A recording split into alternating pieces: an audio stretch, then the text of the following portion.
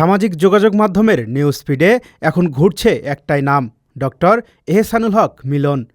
BNP দলীয় নেতাকর্মী থেকে শুরু করে সাধারণ ব্যবহারকারী অনেকে দাবি করছেন তিনি নাকি হতে যাচ্ছেন আগামীর শিক্ষামন্ত্রী। যদিও এ বিষয়ে এখনও কোনো আনুষ্ঠানিক ঘোষণা আসেনি, তবুও ফেসবুক জুড়ে তাকে ঘিরে তৈরি হয়েছে ব্যাপক আলোচনা ও প্রত্যাশা। ফেসবুকে বিভিন্ন পোস্টে দেখা যাচ্ছে অনেকেই লিখছেন শিক্ষাক্ষেত্রেও কাঁপাতে আসছেন, পরীক্ষা হবে 100% সুষ্ঠু ও নকলমুক্ত। কেউ কেউ আবার রসিকতা করে তার ছবি পোস্ট করে লিখছেন পড়াশোনায় ফাঁকি দিতে চাইলে এখনই তার ছবি ওয়ালপেপার বানাও, সামনে কঠিন সময় অপেক্ষা করছে। এ ধরনের পোস্ট দ্রুত ছড়িয়ে পড়ায় বিষয়টি এখন আলোচনার কেন্দ্রবিন্দুতে পরিণত হয়েছে। এদিকে সামাজিক যোগাযোগ মাধ্যমে তার একটি ভিডিও ভাইরাল হয়েছে। সেখানে তিনি ছোট শিশুদের উদ্দেশ্যে বলেন, ঠিকমতো লেখাপড়া করছো তো?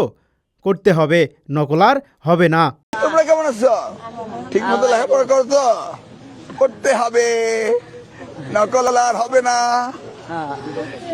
ভিডিওটি ভাইরাল হওয়ার পর থেকেই শিক্ষা খাতে কঠোর পরিবর্তনের সম্ভাবনা নিয়ে আলোচনা আরও জোরালো হয়েছে।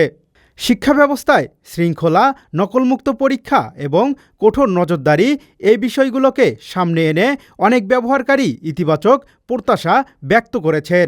অনেকে মনে করছেন শিক্ষা খাতে বড় ধরনের পরিবর্তনের সম্ভাবনা তৈরি হতে পারে।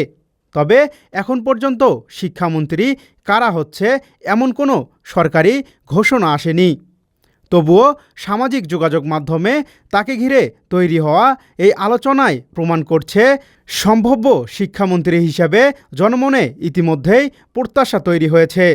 জাকারিয়া আল ফয়সাল, ডেইলি সিটিজেন ভয়েস।